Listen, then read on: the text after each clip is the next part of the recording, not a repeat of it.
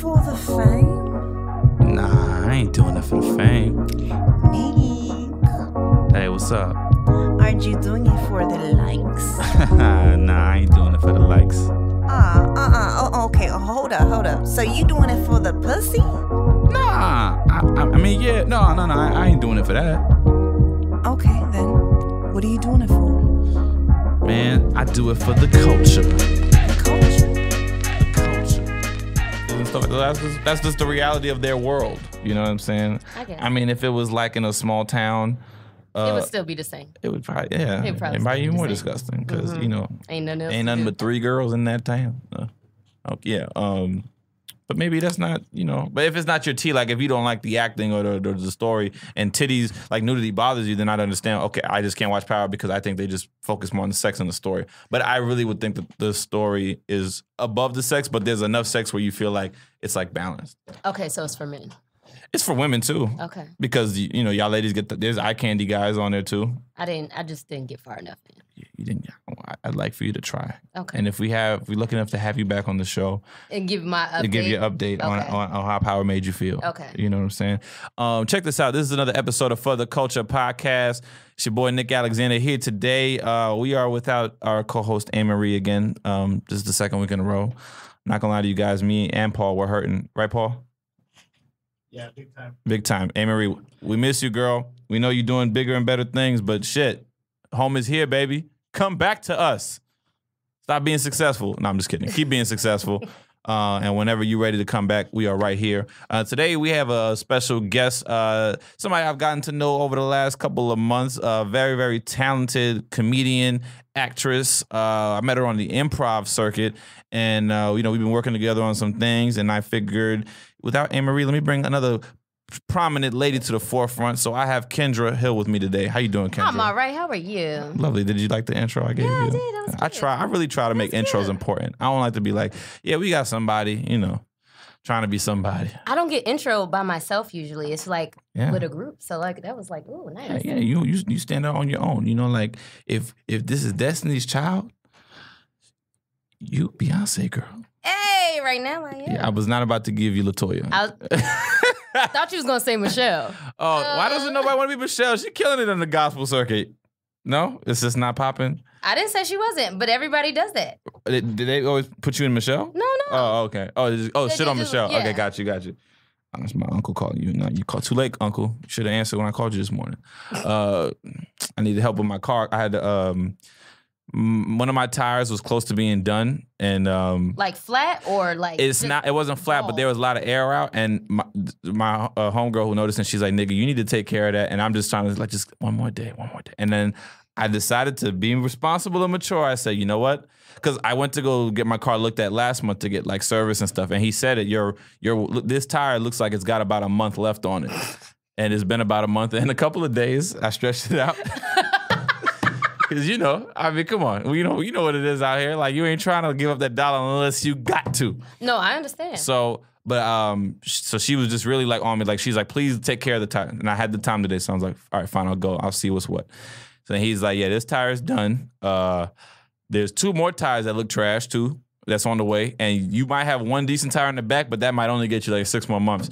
So I dropped a whole bunch of money to get a whole new set. And alignment. Oh my gosh, that's an adult. Yeah, and that's like all my fucking pissing money that I was going to use. So now it's an investment. So I put it into the car. So I'm sure in the long run I'll be more happy that I used that $500 for that. It was an investment in your life. And my life too, because LA, you do need a car here. I mean, I do need my car. I can't go back to the bus and Uber. I mean, I did the thing that you did where you were like, you know what? I got one more day. And then the next day, I got one more day. I'm driving on the highway and all of a sudden, pop!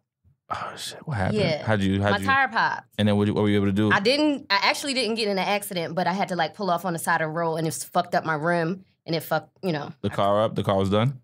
The car wasn't done. I'm still driving it. Okay, good. But I'm just saying. Yeah. That could have been tragic. That could have been. Talking about one more day. So I'm glad you dropped it and you care about your life, like not your lifestyle, Thank but you, like Kendra. you being here on this earth. You know, when you think about it that way, goddamn, she's right, Paul. I'm glad I did that today. So $500, you worth more than that, right? I believe so. Okay, I hope so. I know so. You sure? I feel so. You sure? I'm worth more than 5. I'm 555, baby. Okay. Yeah, my life is worth something. I don't got an insurance policy on my life, but I'm putting my dollars up there on it. So I took care of my car. What were we talking about before then? I got lost in the car story. Shit. Damn, it's good though. But I'm glad you were able to share that experience with me. So, so I put the money in that. No looking back. What's going on with you? I'm going to Mexico. I've never been. Lit. Me too. I'm going at the end of the month. We've been talking because our friends we're all planning trips to Mexico, and Kendra had her trip sooner, so she's gonna get the first taste of Mexico, and then she'll tell me how it went. What city you hitting again? Playa del Carmen. Okay, Playa del Carmen. Okay, cool. Paul, have you been to Mexico? Yeah, I've been to Mexico. Are you Mexican? Yes, I am Mexican. Oh, yes. okay. Well. I know I'm. I know you were Mexican, but I didn't know that. But where are your family from, or where were you visiting? My family's from Guadalajara, which is in Jalisco. Okay. So I've been there. I've been to Colima, which is another state. I've been to Puerto Vallarta. I've been to Cabo. Okay, well, I'm going to Cabo at the end of the month. For sure. Yeah, Cabo's dope. What do you? Playa del Carmen. Playa del Carmen. I've never been there. But I've heard good things. Okay, good. Okay, cool. I'm excited. So was this just a me getting away from the world, tuning out trip, no phones, nothing, or are you going with a boo? What's the? With mom? That's funny. I'm going with my mom. I'm going with my line sisters, actually. Your what? Line sisters. What line? Can you explain that? Okay, so when you are a part of a sorority, okay. When you actually join the sorority, you cross with a line. Okay. Other people that crossed the same time you did. Dope. Okay, so we are like a I didn't go to college, that's why. Okay. Yeah. I went to community college. That don't count. Yes, it does. You don't. I ain't have no step team to join.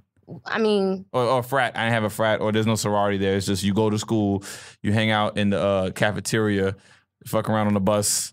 You do rinse, wash, repeat. Well, in New York City. Oh, I was like, wait a minute. I took the school bus to community college? You take the city bus to the community college. So like that's you get up. Really, you go to school. You're gonna see a lot of people who's probably going to the same school or go to the same college. And then we get off there. You go to your little classes or two. Then you hang out in the in the high school building. Part 2. It's kind of like it really is like.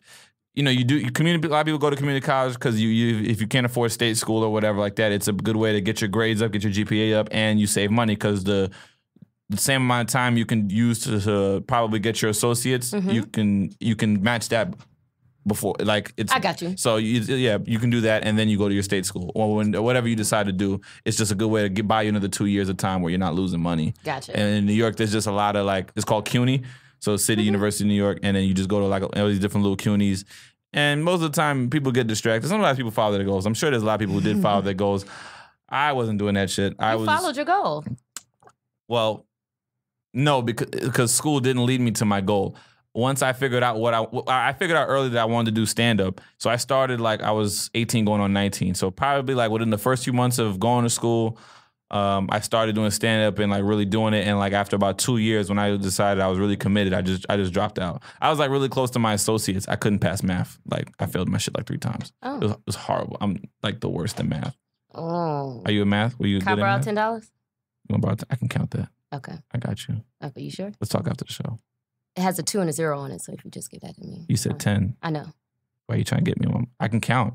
Division, subtraction, addition, multiplication, I'm good. But when we talk about quadratic equations and the Pythagoras theorems and the graph charts and the algebra with the caret, that's when it gets I check out. So math wasn't my thing. I don't have a problem talking about this. So I was taking the before the regular math. So it's almost like remedial. They call it 10 or 05, and then you take regular. So I had to pass that one, then regular, and then I would have been okay. I couldn't pass that remedial that under regular.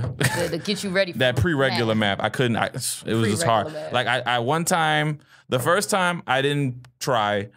I was borderline passing the class, failed the final. Second time, I put in the work. I went to go tutoring. I got extra help. I was doing good on my test. I had a B average, right? Final came, crushed me. You ain't go talk to the teacher? Talk what and say what? Something. It's funny. I hear people just talk to the teacher, and sometimes teachers just pass them away because they don't give a shit. I thought it was in the high school set where it means everything to pass a final. And my final grade was so horrible. She's like, it brought your grade all the way down. And I didn't really try to plead, please, can you just get me to regular? Because I was like, it's only going to get harder. Yeah, sometimes you gotta do that. I didn't know I could have charmed. It was a guy teacher, so I don't think I would have been able to work my charm as well. If it was a female teacher, I might have had a chance. Yeah, I don't know. I guess we'll never know now. Now you never know. I'm not going back to school. You could have passed. That's for damn sure.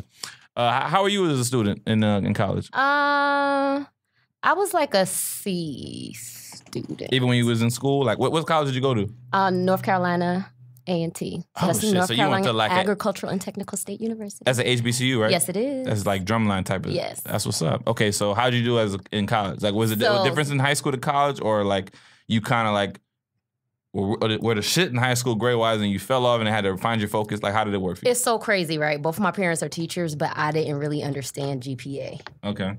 So I think in high school, I did all right. I did okay. You got through? I got through. I was able to get into college. Mm-hmm. And then in college... But they paid for 4 years? Yeah. Okay. I was like, I did okay. Okay. I did all right. I was more concerned in college with like the extracurricular activities. Just really finding like things to do and be involved in. Yeah. Were you shy in high school? Yes. Really? Yes. So you're like a late getting out of my shell and bloomer. Having fun to life and... I still have shy moments now. Really? Yeah. I could kind of see that. Yeah. Like you really like to protect your peace and stuff. I get that from you. But yeah, I was an okay student. I think when I graduated, I might have had like a 2-point-something GPA. It was not from high. From college. Okay. Yes, it was not high. Okay, so, but I joined the band though. You joined the band. What instruments can you play? But I hit them drums, y'all. I was a dance girl. So I twirled the flag and danced on the field. Whoa, during the games and shit. That's a big deal. That shit was fun. That's what they live for, right? And HBCU, that's like everything. The halftime show? Yeah. That's dope. So you had like the real practice, like it was... Yeah, I was part of the New York, New Jersey club. What's that? Break that down. Hometown. It was a hometown club. So since we're all, like, everybody was in North Carolina, we had like a Philly club, if you're away from home, basically. Oh, a wow. hometown Where club. are you from originally? Jersey. Ah, so you was in the Jersey, New York club. Yeah, New York, New Jersey.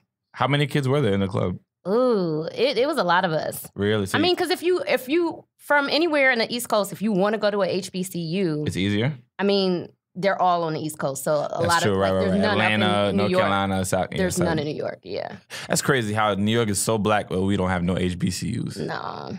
You know why? It's because it's too cold for niggas to be trying to play drums and do the twirls and dance. But they play drums in New York. They do. So what is that about? I don't know. I was just trying to make excuses for my town. They did. I mean, I don't think they were really that hardcore on education as far as like black people because they, at the school? Black people moved up there to be free from all the racism. Right. It's still like a north-south. Right. So they were like, we stayed with the racism. We just gonna make our own school. But they were like, you know what? Fuck y'all. We gonna assimilate. Right. Okay. All right. So you said you were a shy girl in high school. Mm-hmm. You were you like a bookworm? Were you just like you had your friends? It's not like you were like no friends at all, picked on, bullied on. You had your little crew, but it was just y'all kept to yourselves. Like how was it for you? I mean, I got picked on and bullied. You did? Wow. I mean, we didn't call it bullying though. What they call it? You just got picked on. This is in Jersey we talking about? Yeah. You used to fight a lot? No. So you just they just were snapping. I just got picked on. Like I remember. Not high school, but like middle school. Okay. It was like me and another girl in class, and that was it, and everybody else were boys. So we got picked on. Damn. Oh, the boys was mean. Yeah. Damn. How do you feel like the boys being mean to you, did that kind of like go with you as you grew older and into being a woman and like? It made me like my first reaction to men would be to like crack on them. Ah, okay. Mm-hmm. How do guys feel like when you busting on them? Because you're very funny, so I don't know, like how do you find guys are like, oh shit, she's quick with it, like. Yeah, I think they find it witty. Okay. If I do it too much, then it hurts. It hurts. Yeah, you hurt this. So guys are sensitive. Yeah, they are very sensitive. Yeah, you can be funny. I'm learning that out. You can be funny. Just don't be funnier than me. He's like, just be funnier than me. Don't be saying nothing to me. Okay, so school you did. Okay, so you did. You were dance twirler. Mm-hmm. What else did you? I'm sorry. Correct me if I'm wrong. Dance twirler. Yes, I don't know. I twirled a flag and danced. You twirled the flag. Yeah. What else did you get involved with? What was it? That New York, New Jersey. Were you having sex? Let's get into some real shit. Was I having sex? Did you get loose? Did you wild out? Yeah, I had sex in college. Is that the first time you had sex? Yes. Ah. Lost your virginity in college? That's so cute. Like, it was like the experience of going to the dorm, sneaking to his dorm, or him coming to your dorms? Like, or how does it work? No, because... It was a house? It was an apartment. Ah, so you had an apartment. I didn't have one. Oh, he had one. Mm-hmm. You upperclassman? No. A freshman? No. We were sophomores. Oh, okay. It's the same grade. All right. All right. And then you just go to the crib and it was like, it was comfy. Mm-hmm. So did that you think that carried with you? Like shit, any nigga I fuck has to have his own place? Or did your standards drop off and if you like them, he can come to your place? Like, well, wait a minute. Wait a minute. Did that follow with me? Wait a minute. Time out. Meaning like... I know what you mean, but of course. Oh, I don't know. You could have said, actually, no, I don't care if I like the guy. It doesn't matter whether he... Oh, it doesn't matter where he lives. He could live in a cardboard box and I'll be okay with it. If I like him and I'm down, then shit, yeah. Nah. So no cardboard boxes. Okay, so if your first had been a nigga who had to go back to your place to get it popping, would that have changed your attitude as far as I can't really see myself having sex with a guy who doesn't have his own place? Like if it hadn't been that way, you could have kept doing that until you figured out, okay, you know what? I'm kind of tired of having to bring guys over. I want to be with somebody who has his own spot to go to. Okay, so I'm not unrealistic with where I am in life. Okay. So at the time I was living in a dorm. Okay. So I don't expect anybody to have more. Right. Like, I ain't gonna be bougie to you. Oh, you ain't got your own. Right. And I'm living in a dorm. Right. So if he were to come back to my spot, we definitely weren't having sex. Ah, okay. It was just watching TV? Yeah. Really? Even if, like, all your homegirls was out of the spot and y'all had the place alone? You wouldn't try to get it in? Maybe. Okay. I'm just asking. I'm just, you know. Yeah, maybe. Because here's the thing with me, right? So when I moved back to New York, because I lived in, my mom's and I moved to Florida when I was 12. So I didn't like Florida. I just never really dug it. Florida, Miami's kind of whack to me. I think it's better when you're an adult. It's great vacation visiting, but to live there, and I didn't like my school. It was just a lot of things going on. It was just a rough time, you know, for us. But I moved back to New York as soon as I could. I got the fuck out. And my options were I could live with my grandmother rent free as long as you go to school or whatever, or you get jobs and you try to figure it out and work in the city. And I didn't want to work, so I was there with my grandmother, 1-bedroom apartment. Oh wow! Air mattress. Hey. So you can see my dilemma is when I started hitting the city, doing comedy shows, being naturally somewhat handsome. When it comes time to figure out where's it going down, I was pretty assed out for a long time, unless I was willing to put up money and go to a short stay. Have you ever had sex on an air mattress? Yes, I have. Done it several times. I have too. That's swag. Your air mattress or his? It's not so bad. No, it's not. Well, it depends on what kind of air mattress you have. I had a really good one, but I actually ended up having to use I had to use my boys when I was first moving out here. When I first lived out here, me and my boys shared a room. And so the rule was if you knew you had a chick coming back, then one of y'all niggas got to stay out for the rest of the night. So my air mattress, for some reason, like he got the air mattress where like when you blow it up, it stays like that the whole time, like you good. But my air mattress, for some reason, like after a few months, started like naturally like deflating over time, and then I'd have to like replenish the air in it, and then but it was still like let some air out, so it would look all clunky, and then like only one side was good, and it was really bad on my back to sleep on. So when I started having girls to come back to the spot, I would have to constantly use his mattress, but I'd be like, yo, I'm gonna use my sheets. So like, don't worry about nothing being on your sheets. We'll use my sheets, but I have fucked on the air mattress. So, but when I was in New York though, like my grandmother, she retired by the time I was really like doing comedy, like making money and stuff like that. So I couldn't bring girls back there. So it was either a girl had to have her own spot, which kind of played into a factor as to why I would date older chicks, because I knew they would probably have their own spot than I would when I'm like 21, 22, 23. So, or I would put out money for the short stay, which is when you go to like a little hotel, you pay like 3 hours, like $60, $70. And 3 hours is a good amount of time for y'all to do what y'all do and keep it moving. But...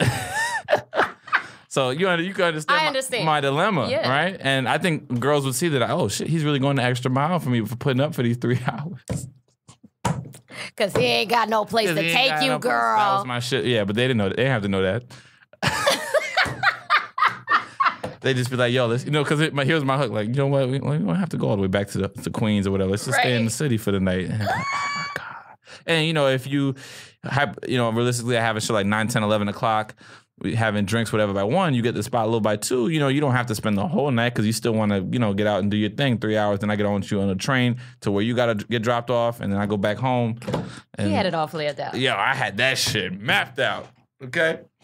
So you air mattress. I was okay. Why are you surprised? I'm not surprised. I did say it. I did say it, but I'm just like, it always impresses me because sometimes when you come out to LA, you just meet a lot of girls who just are, they bougie, they feel too good for stuff. And I'm just like, if you like someone, what the fuck does it matter at this point? Now, if you're 43 years old, maybe at a certain point in life, there's a cutoff age where you just, there's some things that I can't do anymore. Mm-hmm.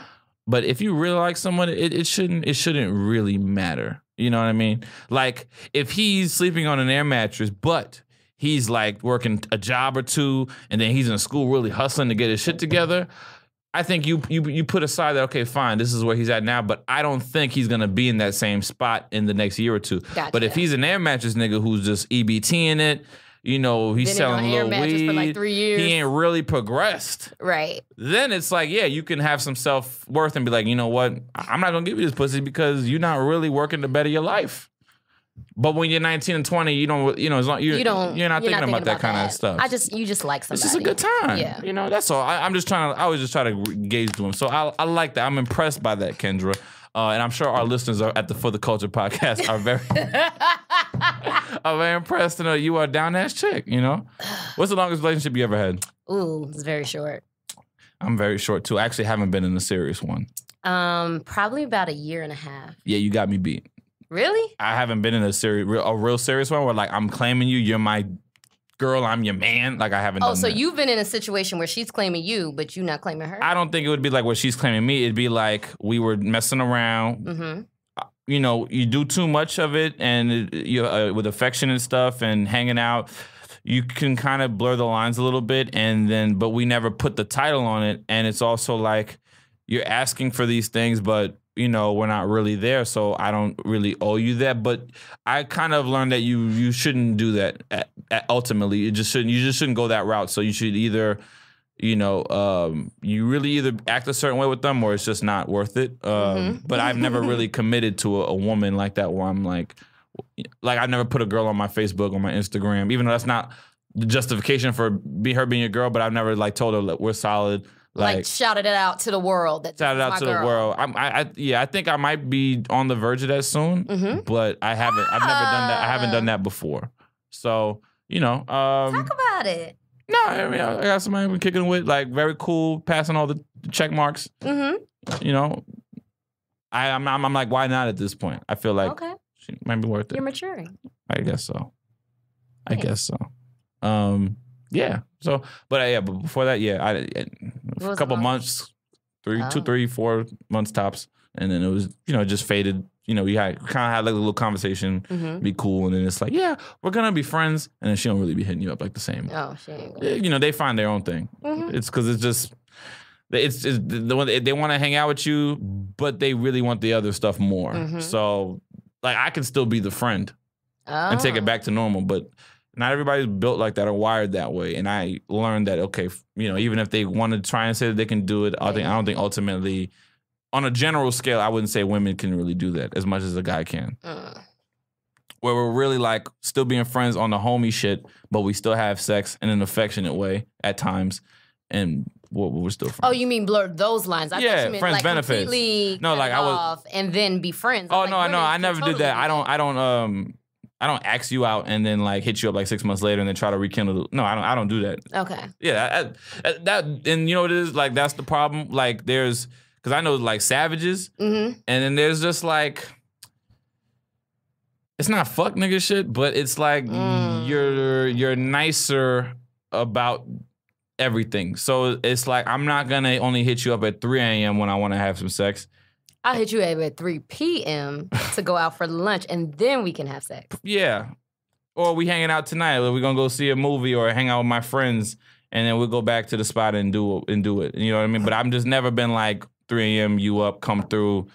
It's quick. We don't say much words. Your savage meter is what, like at a 7? I don't even know if it's a meter because I don't operate in a savage savage mentality. Okay. Well, after I get it. How you used to? Well, okay. Well, when I not currently, it's okay. I don't understand. Oh, here you let me know if you think this is savagery or not. Like when I decide that okay, I'm gonna try and go bag a chick and then make things happen on the night of or within the next few weeks, and I'm hitting her up, texting, being charming or whatever like that, and then I get it. But I don't think that's savage. That's just me courting you. You know what I'm saying? Or me hunting. You know what I mean?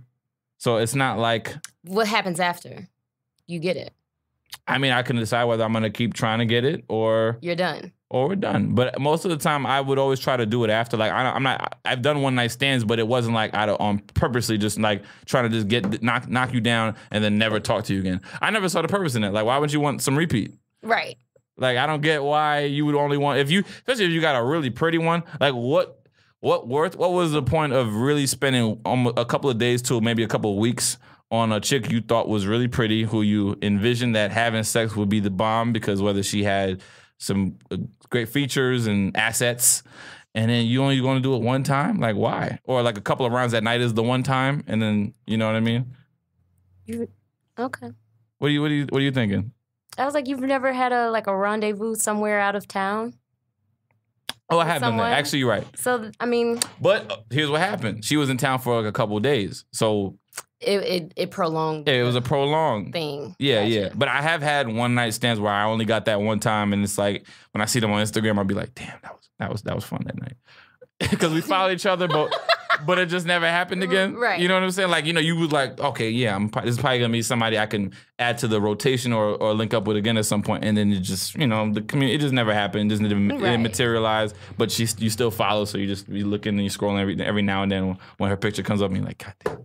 I remember that. You remember that, right? Mm-hmm. So, but yeah, so like, yeah, I had one where like, when you do stand up, you perform in New York, you meet a lot of tourists, and it's you kind of it's like chess when you have the tourists there, because especially if she's there with a friend for like a couple of days or whatever, nice, you doing your jokes, you go get drinks afterward, you go back to the hotel, it's great. And then, but they're still in town, so it's like, oh, well, we can, I can see you again. When do you leave? When you go back to England Monday? You know what I'm saying? So that's not a one night stand, but it's sort of similar. It's like a weekend stand. What's it called? I don't know. I made it up. A weekend stand. Yeah, a weekend stand. So I've had some weekend stands. Okay. It's just stupid to me. Like I obviously I would assume that your perspective on when you're hooking up with a guy or that whole thing is different for you. But like, what's the point of really only lusting for someone and then just doing it like one time? And now when I say one time for me, like means the night you have multiple rounds together, like not just one time you have sex. I get what you're saying. Yeah, so because sometimes people confuse that. I'm like, well, that means it went down a few times that night. I mean, it's so many factors in that. Like, what's happening in my life right now where I just might need a release, and I really do not want to see you again. Has that happened before? Yeah. Okay, well, you go. Yeah, if you about that when you in need, you know what I'm saying. You met a dude, and it's like, I just want to fuck him just once. And then that's it. Now, when you're doing your one night stands, how have you been? Like, I don't do one night stands. Wait a minute, time out. Like, when you be on your one night stand shit, doing your little one night I don't do them. Okay, but it has been done before. Okay. So on the befores, right now, on the befores, let me ask you. So because sometimes, right, in the men-women courtship, right? There's like unwritten rules, right? Like when we talk about the art of the chase and courtship and other stuff like that, there are things that women don't want to have to tell you. They want you to just kind of like figure it out. Okay. Guys are always gonna be on this shit for why do we have to fucking figure it out? Just tell us and we could do that and then it'd be cool. Or guys are like, yeah, I like the art of it because if I can do it, that's like it's cool for me to do that and she didn't have to tell me shit. So we scrap all of that. Do you communicate what's gonna happen with him? Like he's liking you, he's, you guys are having a good time. Maybe you go dancing somewhere, you go listen to some music and you have some drinks and you go back to the place and it's cool vibe, the setting's good, you're playing the little playlist and whatever and it happens and then you're done. So like, are you communicating to that like, all right, this was cool. I'm not really looking for anything more than this. I'm probably never gonna hit you up. Like, is there a conversation that you have, or maybe your friends? You don't even have to. Okay, so you're just assuming that these happen more than once. No, I'm asking. So the time that it did happen. Okay, the one time possibly. The one time that it happened. So you've only had one. Yeah. Oh, okay, all right. It was in Miami. All right, you did a Miami trip. What was happening? Labor Day, Memorial, one of them. Yeah, them black people, let's go to Miami for the weekend, let's ball out. All right. And you already know what it is. Right. There was nothing that really needed to be discussed. So there's not even a conversation about... It wasn't a discussion because that's what it was. So you and your guy... Look, I want to just paint the picture for our listeners, if you will. Paint the picture. So you and your girls are in Miami. Probably staying on Collins or somewhere. I don't even remember at that point. South Beach. You're in South Beach. Yeah. Right. I was like, I don't remember. Yeah, I got a rental car. You know, you going to We didn't even have a rental car. Damn. They had Uber back then? Taxis. Oh, shit. How much did taxis Get get a ride you for? with somebody on a motorcycle. Oh. So you are in South Beach, though? Yeah. Okay. So you're in South Beach. You get somebody from ride from the motorcycle. You know, you and your girls, I assume, probably all y'all cute. Maybe there's like one, but at least three of the four. We all cute. All of... We are all cute. So everybody, all of them are cute. All you girls is cute. All four of y'all just looking at. When y'all get to the club, y'all gonna kill it. Y'all wearing the heels, always showing the dresses, everything, right? And y'all made to do it with his 3 or 4 guys, right? Well, yeah, I met him on the street. So he just hollered at you on the street, or you said something. I met him on the street. Okay, so you meet him on the street. Y'all getting drinks at Wet Willie's or some shit like that. Somewhere. I would assume Pool party. Pool party, even better. Day party. So y'all drinking, right? Shit is great. So is he asking you like what hotel staying there, or he's a local, or was he a visitor also? He was a visitor also. So he had a hotel. Okay, so you guys, you know, it's cool as vibe, and you like, all right, you know, let's go back to the spot. You go back to the spot, and it just happens. Probably maybe once, twice, a couple more times, whatever. Y'all drinks. You spend the night, or it was just that day, and you kept it moving. So because when it was a day. It was a day. It was a day. Going into the night? It was a day and a night. Okay, a day and a night. Yeah. That's fine. There's never anything about, yo, let me get your number, you know, whatever. I think we exchanged numbers because that's how we were able to link up to later to the hotel. Okay. Place. But I think he was like, he called me like after it. Like once, and then you just didn't answer, and then that was it. And he was no one that I would actually talk to. But it worked for this scenario. It worked for the scenario. I don't remember what was happening in my life that's fine. at the time. Ecstasy? No drugs. Okay. But I don't remember. Just drinks? I don't remember what was going on in my life, but I needed a release, and it was a chemical attraction. And you just picked him? I was like, could it have been anyone, or you just not? No. It was something about him. Okay. He was like really tall and really dark. And that did it for you? And had muscles. Was it worth it? Like, did you choose? Yeah. You made a good choice. Okay, yeah. So how about when you with your friends? Do you guys talk about stuff like that? Like, do your friends say like, yeah, so, you know, you spent the night, whatever, and like, I told them like, you know, I'm probably not going to talk to you. Like, is it does that conversation happen, or is it like, yeah, I'll hit you up? It's like, oh yeah, cool, hit me up, and then you just know that you're not going to respond? Well, and y'all go your separate ways and life goes on? Do I talk about that with my friends? Yeah. Do your friends tell you about what they did with their one night stands? Oh, yeah. Yeah. And is it kind of like, are they having conversations with the guy like, this is probably not going? I mean, most people know what it is. Sometimes people don't, though. Most people do. Most people do? Yeah. Okay.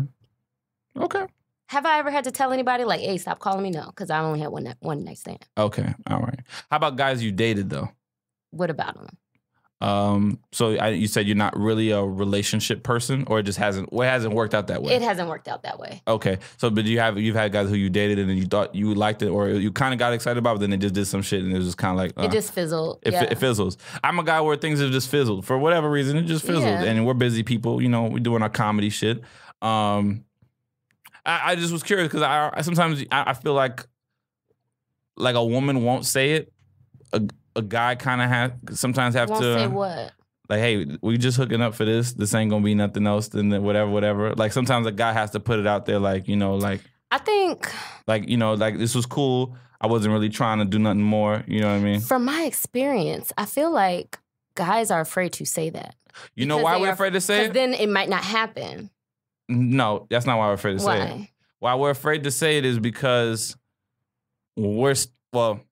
the guys who are raised as somewhat gentlemen and somewhat savage, they're in between, because there's a lot of in betweens. Oh yeah, you know, somewhat gentleman, because you got to have an edge to you, because otherwise she's not gonna feel you if you don't have that about you, the factor.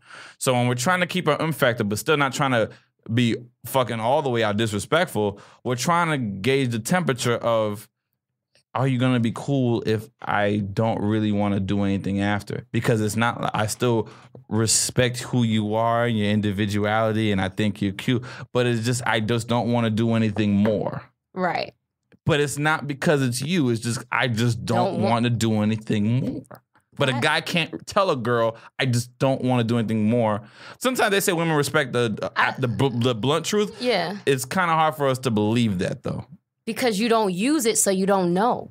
So you think we lie too much? No, I'm just saying if you did it more often, you would have like a great big test. But blunt honesty also can put us in the light of, y'all are just so whatever with it. Y'all don't even care. Like, y'all not even considerate because you just telling her, you know what I mean? And then. Considerate of what?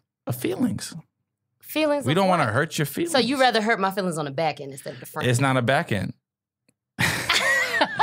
It's not a back end. Yeah, you would rather hurt my feelings on the back end. How am I hurting your feelings on the back end? And not say what it is and possibly have me confused versus just saying what it is from the beginning. Well, we don't want to come off like complete assholes, though. We still want to get. But you want to get what you want before you come off as an asshole. Well, we want to make sure you're getting what you want too, though. But you don't know if you don't say nothing. I'll always ask, though. For me personally, I'll always ask. But I think amongst what I see today, what I watch, what I follow, I think that's why there's such a niggas ain't shit and then bitches ain't shit still back and forth. Well, because we want to have the honest conversation, but we just do not know how to do it in a way that won't result in arguing and lashing out and pettiness afterwards. Like, we want to find a way, to say where all the extra stuff can be averted. But it's kind of like, can we really have that dialogue without all the extra shit being averted? It just depends on the maturity level of the person you're dealing with. I guess that is true, too. And we have to make better decisions with our... We have to make better decisions within ourselves of who we're choosing. That is true as well. I think we're making some great progress here for the culture. For the culture. Absolutely. Let's get into some of the comedy stuff. So when did you realize that you like to make people laugh? Because I hate asking people, when did you think you were funny? I think you always know you're kind of funny. I'm all right. But just all right? I'm just all right. I think Kendra's funny, guys. Kendra just thinks she's all right. I think we need to big her up more. Paul, she's funny, right, Paul? I mean, just because he... Yeah. Oh, so you saying it more makes me more funny? Just keep saying it then. Yeah. Okay. Yeah, girl. It might have been a middle school, like, when you sign in a yearbook? Little yearbooks and stuff. What did you used to write on people's yearbooks? I don't even remember. But they thought it was funny? Oh, stay crazy, stay cool, you so funny. Oh, I am? Mm-hmm. Didn't know it. Really? Mm-hmm. So you didn't feel that you were funny? Like a funny individual? Mm-mm. Okay, that's interesting. But people seem to laugh at things I say. Mm-hmm. So, I don't know. Yeah, you have really good timing. Like, even when you've been some of your responses to like what I've just been putting out there, the way you deliver it and then the timing in which you deliver it it makes me laugh because it's just like, oh, so you want to do it on the back end. Like, that's like, like to put it in that kind of way, it was funny to me. It's not true, ladies, but. Oh, you put it in the back end? I don't put it in the back end. I am upfront and honest about what I want to do, but at the things that, okay, here it is, right? But. No, here's, because there has to be a but. So, when you start having sex and start trying to learn how to please a woman, right? Mm-hmm. I read Kama Sutra. Mm-hmm. I asked questions to like not just dudes who was like on the block getting pussy, but I asked like older dudes who've been around before. Because dudes on the block don't really know shit. They just probably lying. They got girls, they probably lying, and they just got stupid girls on the hip. So they just it's the blind misleading the blind. Right. So when I started asking like dudes who I knew what they were doing, because I would see them with bad joints and I would see these bad joints on the repeat, right? Mm-hmm. And the things that they say was, look, you should want to learn how to satisfy a woman because when you're good, that's when you get invited back. Now, you can't necessarily treat women like, whatever, pieces of whatever, but in a sense, you have to kind of fuck for sport because if you don't get good, how do you get the repeats? How do you get invited back to her place if you're not good, if you don't know what you're doing? If your dick is trash, that's it. Some girls might say, you know what, maybe just something, whatever happened went wrong. Maybe I can give him another chance. Some girls are like, oh, no, that nigga's never getting this pussy again. It's a wrap. Some girls are like, why would he even bother talking to me and this shit, and he's giving me that weak shit? So you have to get good. To have to get good, sometimes you have to be more aggressive, be more assertive, and you gotta practice. You gotta learn your way around the woman, learn the body, learn how to listen to her. You know what I mean? You gotta learn, you gotta feel your way out through some things. Mood setting, foreplay, all those things I learned that if you want to get invited back, then you got to be good at these things. But the problem is that mood setting, playing 90s R&B, foreplay, you know what I'm saying? Very specific. You know, candle, incense burning, Sade kind of shit is cute and sexy, but it misleads the woman in her brain because now she's thinking, oh, he is a little bit more in tune to me than other guys I've dealt with where it just was whatever. So I'm an in tune individual, but I am more for the casual in terms of the relationship. Like I don't necessarily want to be committed, but I just know how to give you passionate boyfriend sex. So there's that leads into a problem because when my friends was explaining to me, is like you're giving them boyfriend sex, you're giving them boyfriend treatment, but you're telling them no, we're just friends.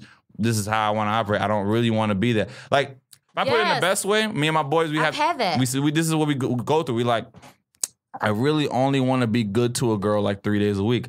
I don't really want to be with you 7 days a week because being in a relationship is a job. What are the key things they always say about marriage? Marriage is work. It's commitment. It's communication. It's a job. It takes whatever. Yeah.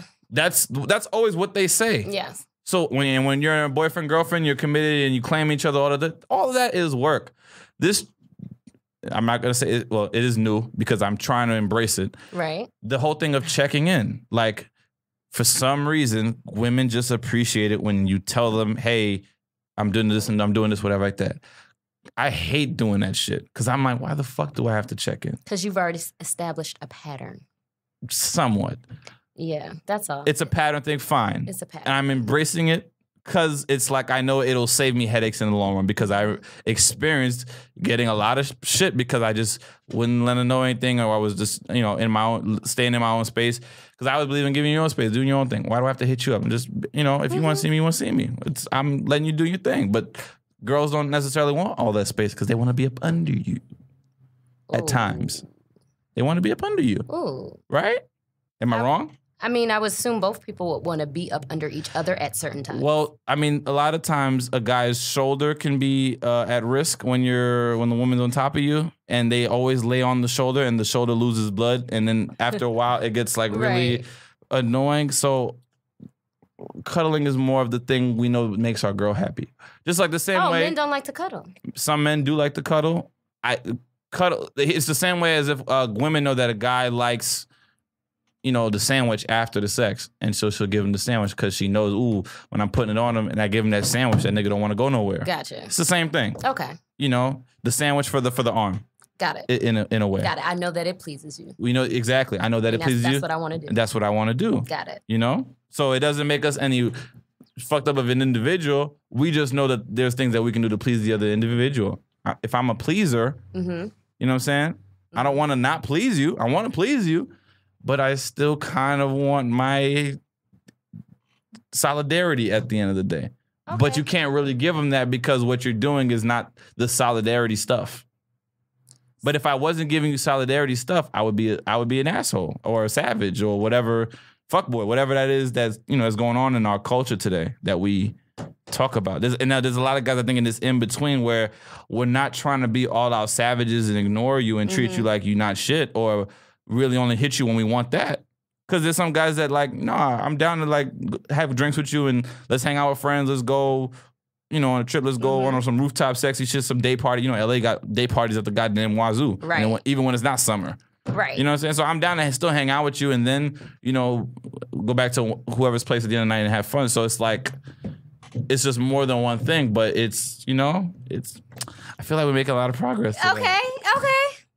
A lot of guys struggle with this. I talk to like my friends, and it's it's a thing. So, I'm really just trying to explain to the women a little bit better about like we're not trying to dog you because you don't respond. Well, I'm not the guy that doesn't respond though. Okay. I'm still gonna, like I said, I don't get the one night and never. Well, no, you're talking about you were talking about your current person.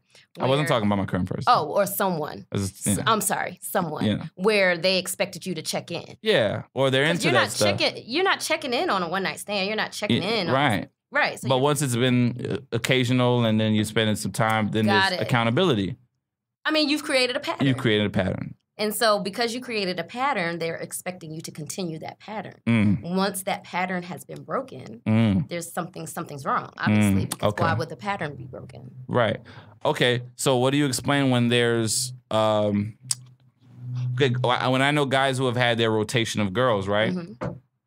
So so here we go. So for the woman, let me ask you and you answer honestly, right? So if the woman likes the guy, but knows that when he's hitting you up at 2 a.m., 1 a.m., 2 a.m., it's because he wants to fuck and you down to fuck. If he keeps only doing it at 1 and 2 a.m., right, you can put him in that box and essentially understand whatever happens because I know this was a 1 a.m., 2 a.m. guy. If I choose to engage, that's what that is. That's what that is. We didn't have to discuss anything. We didn't have to discuss it because we just know if you're only hitting me up this late, this is pretty much all it's ever going to be. Yep. But once the guy starts maybe hitting you up at 3 p.m., like you said, and we going asking to for lunch, or trying to lunch, or going to a movie or whatever. Now you want something different. The pattern has stopped. Something is different. Something has changed. Are you listening, fellas? Paul, are you listening? Yeah, he ain't listening. I actually was. Reading the book. I actually was. You're reading the book, man. I was thinking about reading, it right now. man. Listen to the queens talk. No. Yeah, but once that pattern. Go ahead, Paul. Go ahead. No, it's like if you're talking to me at 4 a.m., you're gonna see my dick. That's just how it goes. Yes, that's how it goes. If I'm talking to you, I wouldn't do it at 4 a.m. nigga. To. She's sleeping. Like you got to get her at 12:30 to 1 to 2. I'm just saying if she's up and if he's talking to her. Oh yeah, if you're up talking. If they're talking, then most likely she wants to see it too. Yeah. So, and it's kind of like they're kind of giving us a pass, even though it's not a real pass. It's an unwritten pass. If you're always keeping it after 1 a.m., if she starts asking for more, then she's in the wrong, right? Is she in the wrong for wanting to ask for more? She's not in the wrong for wanting to ask for more. But if she goes crazy and starts expecting other shit. Now the pattern has changed.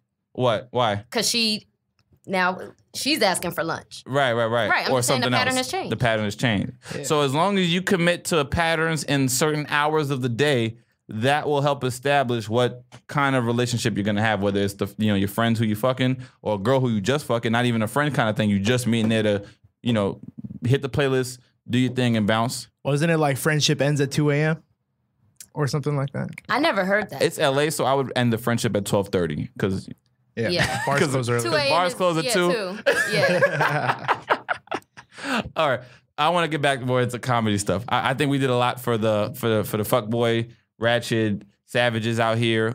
Change your ways, do better by each other. I don't think it should be just do better guys. by yourself. Like do better for yourself. For yourself. For yourself. Yes. Really, don't be afraid to not look like an asshole. You save yourself more headaches in the long run. So really have the honest talk without sugarcoating, without. And whatever happens, happens. Don't be so brutal about it, but still, just really be there and risk it, and then just risk it all. Because what else? I mean, like I guess there's other girls out here. We're outnumbered, guys. It's a billion. And ladies, if the guy only keeps hitting you up in LA on the West Coast after 12:30, don't expect more.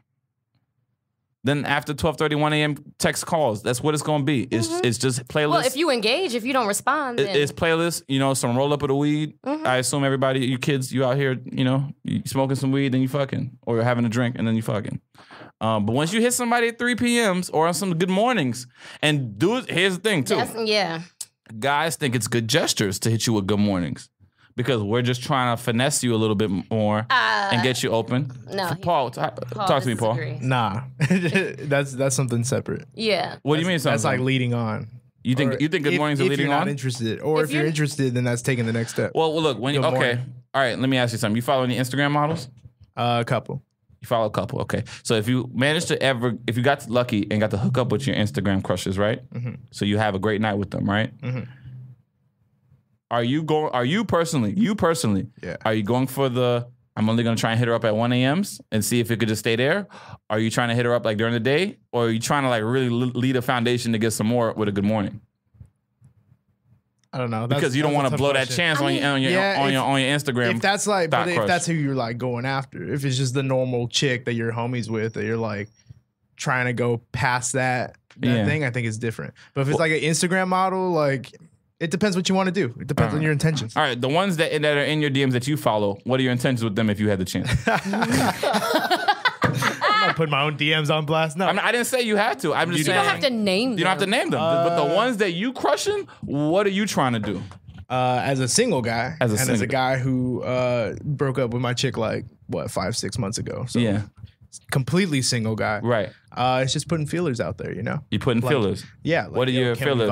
Can we vibe? But it's also what like, is vibe? What is a vibe? Can we vibe? Can we vibe? Because vibe can be drinks and hanging out on rooftops and shit. That's vibes. Listening to music. What kind of vibes are you looking for? Right. So like the problem with me and my last ex was like towards the end I started to get like annoyed by her.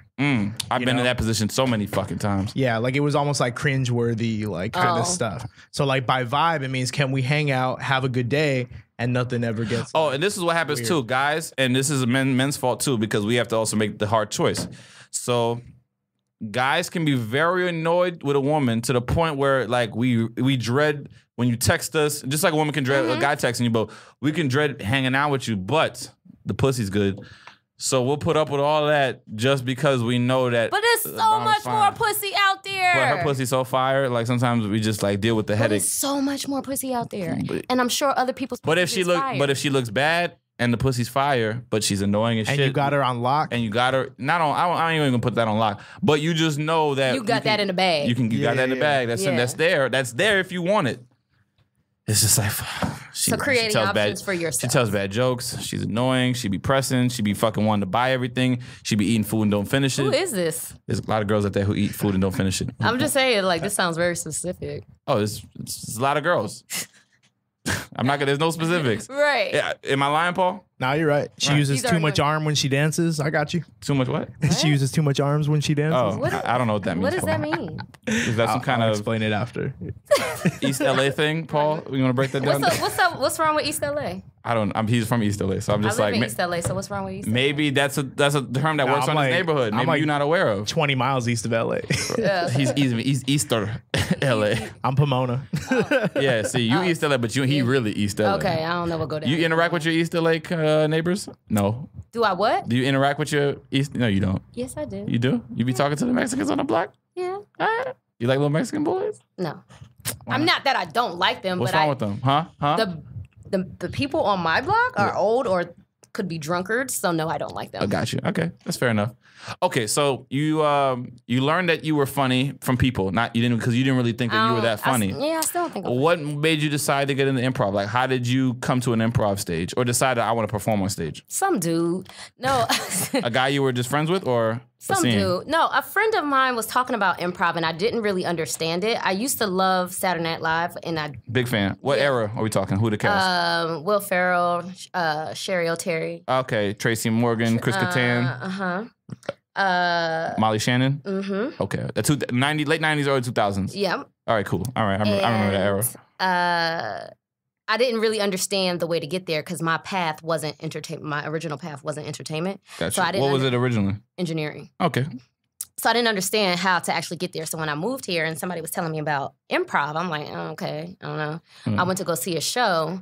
And I'm like, oh, well, ended up seeing a sketch show, like their finished product. Mm-hmm. And I was like, oh, okay, well, this is cute. This is cool. But still not enamored. But then it was some dude that I had been dating. Okay. They took me to a improv show, and the team was really, really good. And it looked like a whole show, like a whole staged show, but they made it up. And I was like, oh, shit. Once you learned that, you got like, wow. That was like magic. Okay. Yeah. You thought and it was I was magic. like, okay, now I'm into this improv thing because now this is like. Yeah. Mind blowing. Yeah. Okay. All right.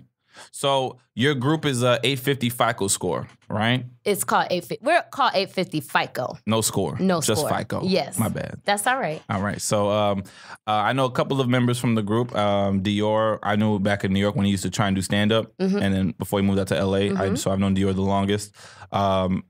Through you, I just met. Well, once I performed with you guys, we did a really fun show at the Ruby. That was one of your last shows. One of the last shows, yeah. Yeah, I think it was the second before the last, actually. So you guys, is no more of the. No, we decided that we didn't want to do that show at that particular place anymore. So you're looking for another venue. We are looking for another home. Okay, so Flavor in Year is still the chance it can come back to the streets. It's still it's a chance, but we want to kind of do something. We want to change it up, do a little something different.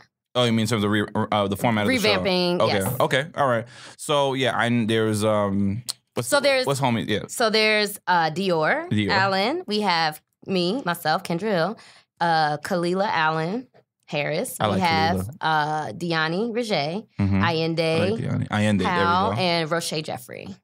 Wait, there was 2 more you named after Allende? It was just 6. Oh, 6. Okay, where's the 6? I never see the 6. That's like Yeah, you did. no, I don't. Where he be? You at? know Allende, I know Allende. right? Yes. So that's 1. Kalila, Deani, me, Roche, Roche. and Dior. Who's Roche? Roche. No, I haven't met Roche. She has a low cut. She was there that night, wasn't she? Nah, Roche been missing. Here. Oh wait, Roche the writer. Yes. Yeah, my bad. Okay. I was like, she was there that night. I haven't seen her since that night. Okay, she was there that night. Okay. So you got how long you guys all been performing together? So this, what is it? 850's been together for like 2 years, I think now. Okay, pretty good. Yeah. Yeah. How has the improv scene been receptive to you guys? Because you guys are an all-black team. We know that we're in, especially in the circuit out here, it's predominantly white, the improv circuit. Mm-hmm. And how have you guys felt like you're making progress, breaking through? Do you guys feel like you still kind of get boxed out? Like, what's going on with you guys in terms of the shows and the scene? Like, how are you guys being received? I think pretty positively. Yeah. The first year that we were together, we did some festivals or whatever, and people like invited us back. We went to New York, and they invited us How back. was DCM? That's the biggest improv festival, right? I believe so, but I'm still young in the game. So Okay. I believe DCM is one of the biggest, And but young in the game, you performed already on one of the biggest. right. But, Sky's the limit for you, girl. okay. 'Cause you're so goddamn I'm so talented. so blessed. I'm so It's blessed. just like God. God just keeps blessing me, and I'm just so thankful. And your crew is good too. Right. So yeah, we've gotten good responses from the audience and the people that whatever. I can't talk. I don't know words. You don't know words. I don't know You just words. know feelings. I know feelings. Okay. And what are the biggest hurdles that you guys have as a group? So it's like 6 of y'all. So I know there's egos. There's got to be at least one leader or 2 maybe captains or whatever like that who kind of like, you guys arrange to do stuff. Like what's the hardest part of that with 6 people and black people at that? The hardest part with 6 black people is deciding what kind of chicken we want to eat. Really? After No, shows? Oh, no. okay. But Girl, we going to Honey Kettle or we going to Soul Comfort? No. right. Is it Tuesday? Because then we're going to Popeyes. Oh, yeah, sure. Can't forget about Popeyes. But I think the hardest thing for us is probably we have 6 different opinions, 6 different ideas, and sometimes everybody doesn't want to grab on board. Okay. Or we'll have 6 different ideas in the air, but nobody chooses anything. How do you guys do? That's hard. How's the voting process? Because it's 3-3. So like, what happens if 3 of you guys feel something about one thing and 3 of you guys feel something about the other? How do you guys decide? What like if you were going to do a show or some kind of submit, like whatever. So like we have a system where like 3 of us have to say yes in order for us to do a show. Okay. So if 3 say yes, then those 3 are doing the show. We're doing the show. And if any other people want to come, they come. When we have other things that we need to decide, Okay. and the voting is like at a standstill, we might not do it. Okay. If we can't like move forward, we Right. just might not do it. Have you guys ever made any money as a group doing a show? Have we made it? Because improv don't pay shit. Improv pays nothing. It's worse than stand up. Like you really the long term gains of improv is to work as an actor, work as or actress as a writer, or behind the scenes producing and things like that. So it's not that there's nothing to gain from improv. Obviously, the first gain is to just enjoy performing with each other and performing, making people laugh. That's the most important Right. thing. But in terms of can I make a living off of improv, it's gonna take a while. Yeah, I mean, there are people who do. Yeah, they tour and they do festivals in colleges they do festivals and in colleges and they circuits. teach. Right. But we have yet to make any money. Okay, just asking. Yeah, we. I had my group Cornbread Kitchen on last Have week. y'all made money? We're even younger than y'all, and even though that doesn't mean anything. That doesn't mean anything. But no, we haven't made money doing a show. We need to figure that out. Yeah, I'm really about to start asking for tips after the show. If y'all like us, tip us. But I don't. Them UCB and improv Second City people, I don't think they would like that. Us just asking for tips if they thought we were good. I mean, it could be a bit, but it's not my fault if somebody put it. If I'm gonna put $50 in my shit, right. I ain't gonna stop them. Yeah, you should have believed in yourself. Should have had some money after y'all sets. But no. Okay. So who founded the group? Who were like the founders? I want to say Dior. Dior put this founded together. the group, right? Okay. I met Dior just as a fellow Black person walking around IO West, and you like see him, and you don't know him, but you be like, "What's up? What's up?" And after so many times of "What's up," he came over and spoke. Yeah, right. But he had an idea. I think it originally was like two men, 2 women improv team. Mm-hmm. So he had Inde in mind, and he had another person in mind, and I guess me. And the other person, the other woman, wasn't able to make it. Okay. For whatever show we had kind of booked. Got you. So I asked my friend Diani and I asked my friend Kalila, because I like, one of them will say yes. But both at least one. Yeah, at least one. But both of them said yes. So I was like, fuck it, just come. Cool. And then we got on stage together. The energy that was the first was time we didn't rehearse or anything. We hadn't really met each other. Wow. We just went on stage and it was like, bam. It was like great. And it's been like that since ever since. Yeah. Do you guys remember like the worst show y'all ever did?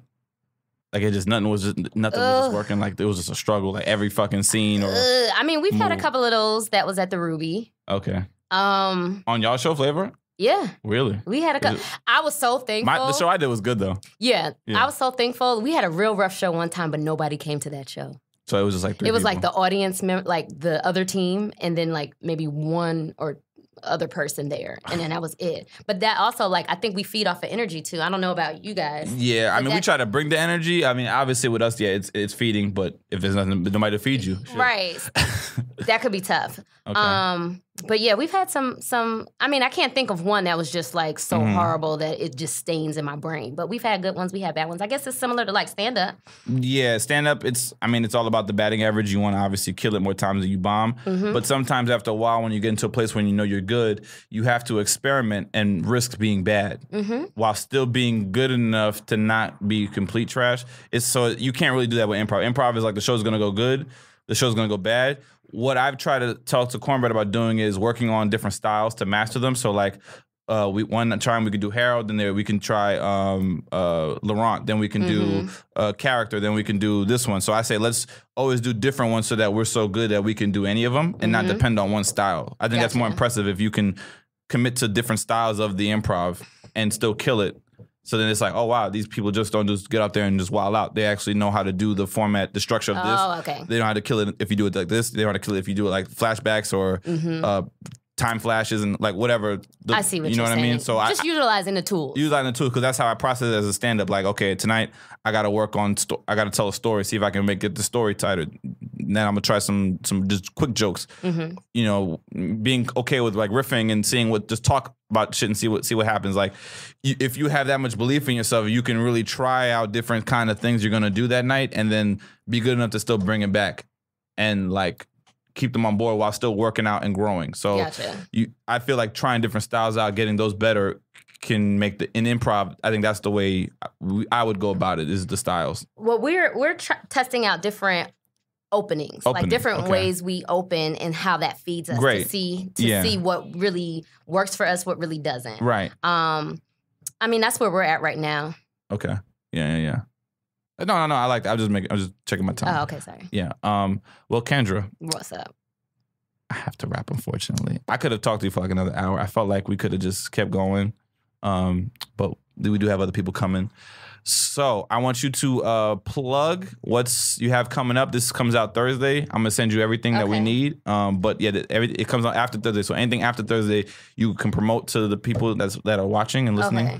So I am in a sketch group called The Color Collective. I've heard of y'all. Oh, okay. So we have a show June 20th. Okay. July 20th. July 20th. It's hot. It's super hot. We ain't had no AC today. Nah. Y'all. But July 20th at the Ruby Theater at the Complex. So not the Ruby Theater that used to be Nerdist, but at the Complex. Where's that? On Santa Monica. Near the Pack Theater and the Comedy Central thing? Yeah. Okay, cool. So I believe the show is at 9:30 on July 20th, and it's a color collective. It's basically everyone is a person of color. Nice. So you get to see sketch from different points of view. Cool. It's really cool. So that's coming up. July 20th. And how can they follow you? How can they follow me? Oh, at My Miss Hill. MISSM. I don't know. M-I or M-Y? Words. Damn, you can't spell either? I can't spell my own thing. It's too hot. So at My Miss Hill. M-Y. MYMISSHILL. All right, y'all. Yeah, so I want to thank you for coming on to the show. No problem. It was great talking to you. I think we broke a lot of ground. Yes. We if we can help somebody, then we've done our job. We've done our job. And that's all we want to do. Thank you for inviting me. I appreciate it. So we're going to be working on some stuff too. It's preliminary. Right. So we can't talk about it We can't talk about it, NDAs and all that. And I swear to God, when I saw that email about money, I was like, we get money for this? I was like, you know what? Hopefully. Can we get a deposit though? I mean, my next step actually is like, we need a contract. Yeah, we should get something in writing other than that email. Yeah. So we're talking about business. Right. All right, but thank you guys so much tuning in. This is For the Culture Podcast. I'm Nick Alexander, man. Once again, please follow Kendra at my Miss Hill. And she's super hilarious, super talented. I know she's gonna be doing a bunch of great things in the future, not only as an individual artist, but also with her groups The Color Collective, and 850 FICO. So keep tuning in, man. It's For the Culture. Peace.